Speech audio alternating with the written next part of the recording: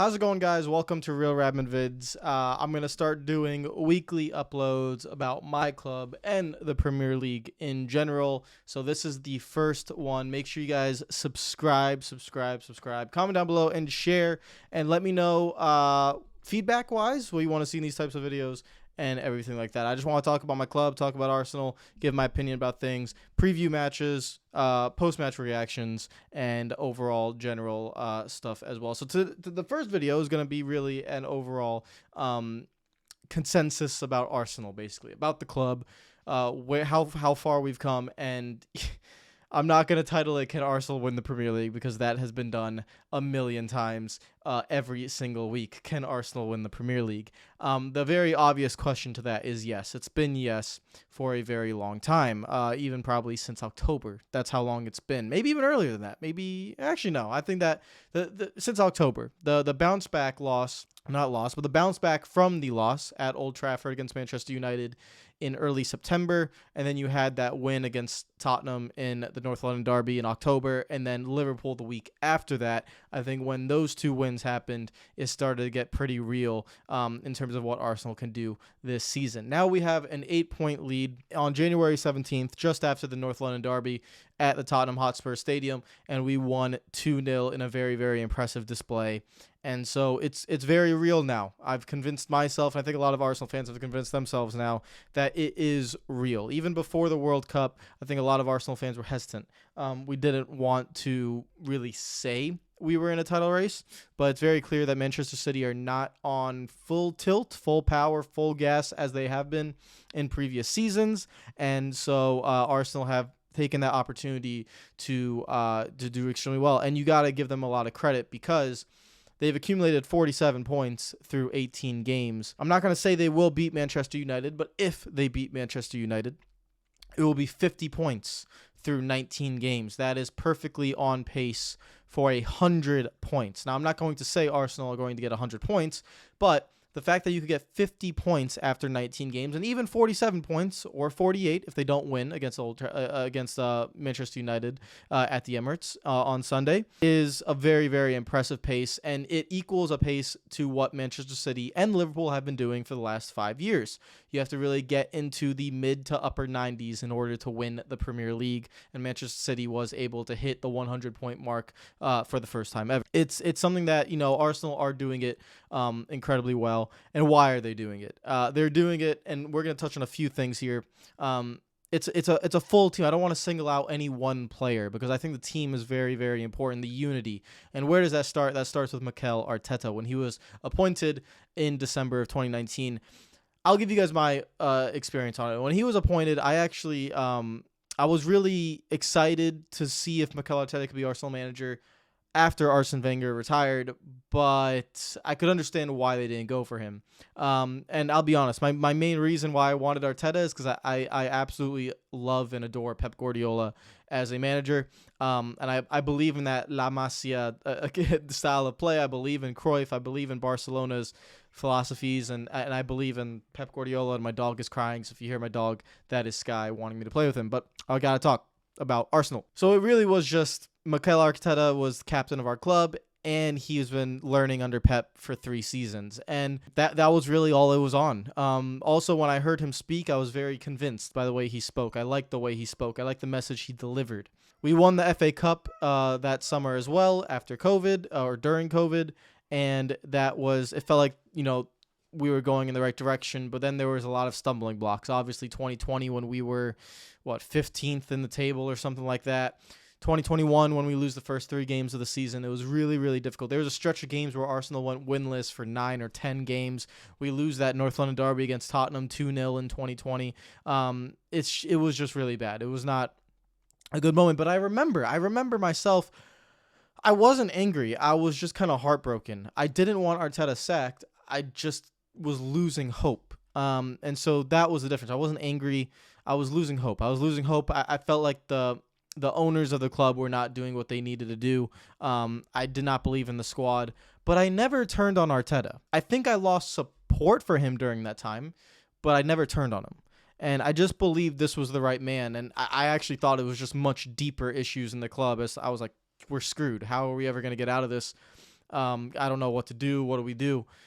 And 2021 comes around, and Martin Odegaard, January 2021 loan signing, very, very important to the club. That summer, you sign Odegaard permanently. You also bring in Ben White, two very, very key players. Don't forget the Thomas Partey release clause of $50 million. That was one of the first instances where I saw the Kroenkes actually backing Mikel Arteta, is when they paid that $50 million release clause for Thomas Partey. And that is very important because, again, if you guys know this, Thomas Partey release clause, that's $50 million full guaranteed payment, not structured, not over 5 years. That is $50 million up front. So that was the first time I saw backing from the Kroenkes. You saw Josh Kroenke really take over the helm at Arsenal, not Stan.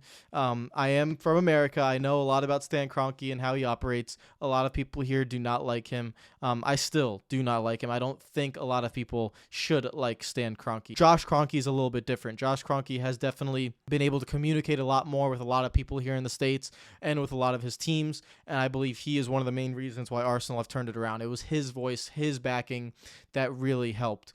He's the one that kind of delivers the message to his dad, but I really do believe Josh Kroenke is one of the main reasons as to why Arsenal have really been able to turn around. So huge credit to him. And it all comes back to Mikel Arteta. At the end of the day, they believed Josh and to an extent Stan, but I do believe it was Josh. Josh Kroenke believed in Mikel Arteta. And that was the reason as to why we were able to turn this thing around. Arteta needed that belief. He needed any other club, he would have been sacked. I mean, this is Arsenal Football Club we're talking about, and we were like 15th on the table, and we were last at the table after 3 games in 2021. Anyone else would have gotten sacked at any other club. But luckily, we gave him time, and it all turned around from there. Aubameyang situation, that was key as well. We did not get Champions League, but you could see the progression. The progression was not only in the results, the progression was in how we played. We started to play the right way, positional play, the 4-3-3 formation that Arteta always wanted to use. We haven't seen that. We didn't see that.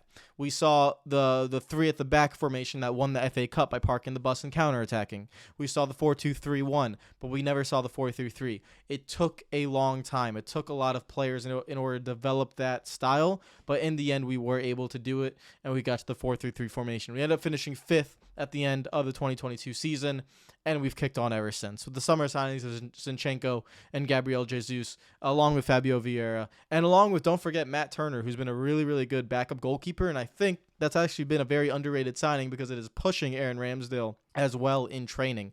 Matt Turner is an incredible shot stopper. He is definitely number 1 quality when it comes to shot stopping. It was his distribution here in the United States that was always criticized. But even within the last 6 months, you can see Matt Turner's distribution has been very, very good. So you have Turner pushing Ramsdale. You have Gabriel Jesus, who was a revolution signing earlier in the season before his injury. And Zinchenko is doing things for this team and for the system that is so, so important. That is why Arsenal are in the position that they are. It all stems back to when Arteta was hired. It stems to the owners giving him time and the owners doing something that probably is not normal and not firing him after being last in the table and that stretch of games in 2020 when, before that Chelsea game on Boxing Day when he was 15th, 16th in the table. Sticking with him is what changed it. It was a long process, and it's something I'm really, really proud of. And we've got the connection back with the fans, the Ashburton Army, and over in London have been awesome. I want to, I am planning to go to a game in April, my first ever Arsenal game. I'm going to try and get over there and be part of this special journey. And I want to end the video here saying this. Yes, we can win the title. Will we?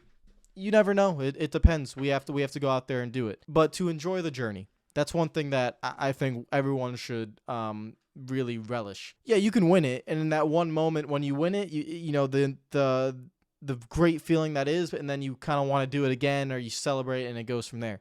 You have to enjoy the journey. Enjoy the journey as a fan, just as the players are enjoying it, just as the coaches are enjoying it, just as the fans are enjoying it. We as fans have to enjoy that journey. I don't want to say trust the process, but because I think it's very cliche, but yes, you have to enjoy that process of becoming champions. And that does not happen overnight. We've seen that. And as fans, enjoy it. And I think the fans have been absolutely excellent. The ones in the stadium, the ones over here in the States and everywhere across the world have been absolutely fantastic. The support behind the club, it's great. I never thought the club would get to this point. I really didn't. I didn't think, I thought it was very broken for a long time, that I really did lose hope as to if Arsenal could ever become the club I wanted to become. And it has. It really has. I've seen the togetherness.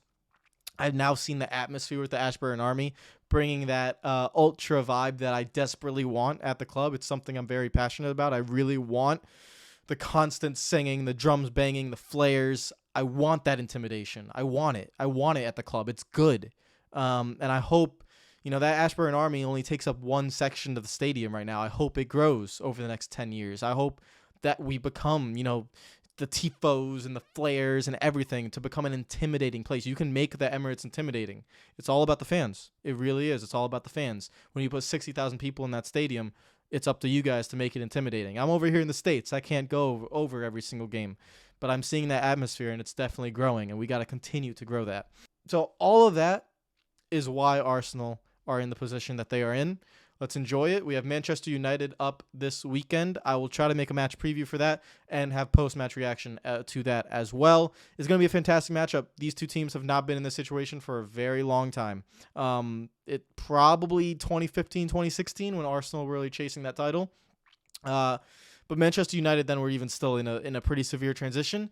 So I can't remember the last time, United are really looking. They're 1 point behind City in third place. They're looking excellent, and Arsenal are flying high.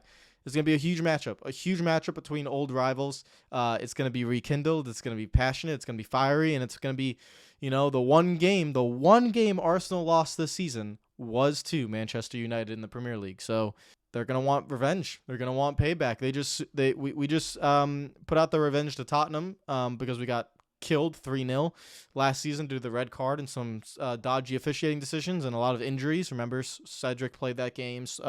Holding played that game. Elneny played that game. Ben White, I don't think Ben White even played. I don't think he played. I think Gabriel was like on one leg. It was just a really tough game. Kieran Tierney wasn't there as well. So getting that revenge, and now Thomas Partey was not in that Old Trafford game. If he doesn't get injured during training, he will be at that Old Trafford game. And or not, I keep saying Old Trafford game. He will be at the Manchester United game at the Emirates. And let's see if Manchester United could beat us at pretty much full strength. I know Gabriel Jesus is not healthy, but Eddie Nketiah is doing a great job. So let's see how it goes. Guys, subscribe if you want to see more of my opinions, my content on Arsenal and on the Premier League in general. A few videos mostly about the top 6, but also Newcastle as well. Brighton, Brentford, they're doing absolutely stellar job, and the relegation battle as well with West Ham, which I'm going to be keeping a close eye on because Arsenal are targeting Declan Rice, and I've known that for a while. I know Arteta wants him, and I desperately want him too. So we're going to see how all that goes. Take care of yourselves. Make sure you guys subscribe for more content, and I'll see you guys later. Peace out.